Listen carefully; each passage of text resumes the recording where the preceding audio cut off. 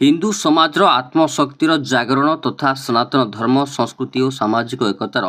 प्रतीक हिंदू सम्मिलनी आज बौद्ध सहर स्थित रामेश्वर मंदिर प्रांगण में अनुष्ठित हो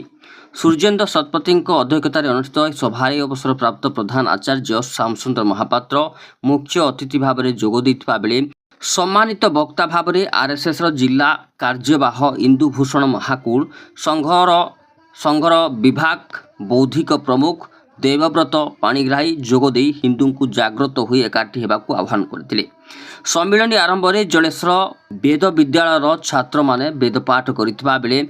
गायत्री परिवार पक्षर होमयज्ञ अनुष्ठित होइतिला। आज यह कार्यक्रम में हिंदू सम्मिलन नगर संयोजक सार प्रधान बुलू साहू रघुनाथ षडंगी प्रमुख उपस्थित थिले।